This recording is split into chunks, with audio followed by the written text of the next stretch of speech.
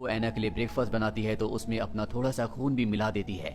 एना को ब्रेकफास्ट बहुत ही ज्यादा टेस्टी लगता है। क्लारा दरअसल उसे अपने तरीकों से चेक कर रही होती है। क्लारा उसे बताती है कि तुम्हें रात को नींद में चलने की आदत है। ये सुनकर एना बहुत ज्यादा घबरा जाती है और क्लारा उसे रिलैक्स करते हुए कहती है कि ऐसा तुम सिर्फ फुल मून की नाइट को ही करती हो, प्रेगनेंसी में ऐसा होना बहुत आम बात है। एना भी उसकी बात से कन्विंस हो जाती है और अब जब रात को एना सोती है तो क्लारा उसके बेड के चारों तरफ व्हाइट कलर का पाउडर डाल देती है ताकि अगर रात को एना नींद में चले तो उसके पैरों में पाउडर लग जाए और सुबह उसे पता चल जाए कि रात को एना नींद में चली थी या नहीं। पर अगली सुबह जब वो उसके रूम में आती है तो देखती है कि एना के पैरों में पाउडर नहीं लगा, यानी कि वो रात को नींद में नहीं चली। एना क्लारा को बताती है कि मेरा एक बॉयफ्रेंड था, लेकिन एक बार मैं अपने दोस्तों के साथ छुट्टियों पर गई थी जहां पर मुझे एक आदमी मिला था जो कि बहुत ही अजीब था। जल्दी मेरी उससे दोस्ती हो गई। हम दोनों के दोनों माउंटेन्स पर घूमने गए जहां पर हम दोनों एक दूसरे के फिजिकली बहुत ज्यादा क्लोज हो गए।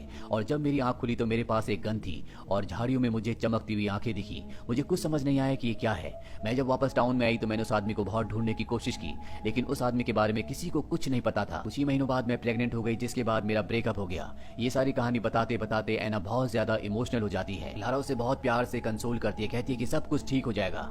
एक महीना और बीत जाता है और फुल मून की नाइट आती है। एना को पेट में बहुत ज्यादा दर्द होना शुरू हो जाता है। क्लारा समझ जाती है कि अब उसकी डिलीवरी होने वाली है। वो डॉक्टर को कॉल करती है, लेकिन तब तक बहुत ज्यादा देर हो चुकी होती है। एना के पेट में उसके बच्चे को दिखाया जाता है जो खुद ही बाहर आने की कोशिश कर रहा होता है और वो खुद बाहर आ जाता है, जिससे एना की मृत्यु हो जाती है। क्लारा जब उस बच्चे को देखती है तो समझ जाती है कि ये कोई आम इंसान का बच्चा नहीं है, ये एक वेयरवुल्फ है। क्लारा एना की उसी गन को उठाकर लाती है जो एना को उस वक्त मिली थी जब वो उस आदमी के क्लोज हुई थी। वो उस गन से उस बच्चे को मारना चाहती है, लेकिन क्लारा ऐसा नहीं कर पाती। इसीलिए वो उस बच्चे को उठाकर अपना सामान लेकर इस घर से निकल जाती है। दरअसल उसने तय किया होता है कि इस बच्चे को कहीं पर छोड़ देगी, लेकिन वो ऐसा नहीं कर पाती। उसके दिल में ममता और दया आ जाती है, इसीलिए वो इस बच्चे को अपने पुराने घर पर ले आती है और इसका नाम वही रखती है जो एना ने तय किया था, यानी कि जोएल। धीरे धीरे वक्त बीतता और 7 साल बीत जाते हैं। जोएल अब 7 साल का हो चुका है। उसकी जिंदगी दूसरे बच्चों की तरह पूरी तरह से नॉर्मल है। वो उनके साथ खेलता है, स्कूल जाता है, वो सब काम करता है जो आम बच्चे करते हैं। और ना ही कभी क्लारा ने जोएल को उसकी असलियत के बारे में बताया होता है। लेकिन जब भी फुल मून की नाइट होती है, यानी कि पूर्णिमा की रात होती है, उस रात को क्लारा जोएल को जंजीरों से बांध देती है और अगली सुबह हमें दिखाया जाता है कि जोएल के पूरे शरीर में बाल होते हैं, उसके नाखून बढ़ चुके होते हैं। दरअसल हर फुल मून नाइट को वो एक वेयरवुल्फ में बदल जाता है। क्लारा ने ये सच दुनिया से छुपाया होता है। साथ ही उसने जोएल को हमेशा वेजिटेरियन खाना खिलाया होता है। उसने कभी भी उसे नॉन वेज नहीं खिलाया होता ताकि जोएल को मांस और खून के टेस्ट के बारे में कभी कुछ पता ना चले। जोएल की स्कूल की छुट्टियां हो जाती है। क्लारा जब काम पर जाती है तो जोएल को अपनी मॉम के घर छोड़ देती है। जहां क्लारा की मॉम देखती है कि जोएल बहुत ज्यादा कमजोर लग रहा है। उसे पता होता है कि वो हमेशा वेजिटेरियन खाता है, इसीलिए क्लारा की मॉम जोएल के लिए नॉनवेज बनाती है ताकि उसे खाकर उसके शरीर में ताकत आए। और जब वो जोएल को नॉनवेज देती है तो वो उसे बहुत चाव से खाता है। क्लारा जब शाम को घर आती है तो देखती है कि जोएल के हाथ में एक फोटो है जो कि एना और क्लारा की होती है। जोएल उससे पूछता है कि कौन है। हालांकि उसने कभी भी उसे एना के बारे में नहीं बताया था। उसने जोएल से कहा था कि वो उसे रास्ते में मिला था, लेकिन अब वो जोएल को सच बता देती है क्योंकि वो बहुत ज्यादा अग्रेसिवली बिहेव कर रहा होता है। वो कहती है कि ये तुम्हारी मॉम है, जब तुम पैदा हुए तभी इनकी मृत्यु हो गई थी। जोएल कहता है कि तुमने मुझे इसके बारे में कभी क्यों नहीं बताया, और वो क्लारा के साथ अग्रेसिवली बिहेव करना शुरू कर देता है। क्लारा गुस्से में उसे उसी के रूम में बंद कर देती है, लेकिन अब जोएल ने उसे जख्मी भी कर दिया है। क्लारा को कुछ समझ नहीं आता कि वो इतना अग्रेसिव क्यों हो गया है, इसीलिए वो अपनी मॉम के पास जाती है। उसकी मॉम बताती है कि मैंने उसे खाने में नॉनवेज दिया था और क्लारा को समझ में आ जाता है कि नॉनवेज खाने की वजह से वो इतना ज्यादा अग्रेसिव हो चुका है। आज भी फुल मून की नाइट होती है। अगली सुबह एक बार फिर से क्लारा उसके पास जाती है और देखती है कि उसके पूरे शरीर में बाल है, लेकिन अब वो पूरी तरह से शांत हो चुका है। क्लारा उससे बहुत प्यार से बात करती है और उसे बताती है कि तुम्हारी मॉम का नाम एना था और उसे भी उसी तरह से डांस पसंद था जिस तरह से तुम्हें पसंद है। इसी तरह से कुछ और दिन बीत जाते हैं और उसके स्कूल खुल जाते हैं। क्लारा जब जोएल को स्कूल ले जा रही होती है तो जोएल क्लारा से पूछता है कि मेरी मॉम की मृत्यु कैसे हुई थी। वो कहती है कि जब तुम बड़े हो जाओगे तो मैं तुम्हें सब कुछ बता दूंगी।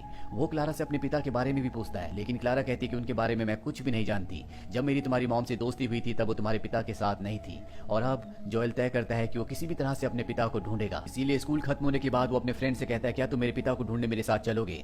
दरअसल जिस बॉक्स के अंदर उसे अपनी मॉम की फोटो मिली थी, उस बॉक्स के बाहर एक मॉल का एड्रेस लिखा होता है और वो चाहता है कि वो अपने पिता को ढूंढने के लिए उसी मॉल में जाए। इसीलिए वो अपने दोस्त के साथ उस मॉल की तरफ निकल पड़ता है। क्लारा जोएल का इंतजार करती है, लेकिन जोएल नहीं आता। इस बात से वो परेशान हो जाती है। सबसे पहले वो उसके दोस्त के घर जाती है जिसके साथ वो मॉल गया है, लेकिन उस बच्चे के पिता कहते हैं कि वो जल्दी वापस आ जाएंगे, तुम्हें घबराने की जरूरत नहीं है।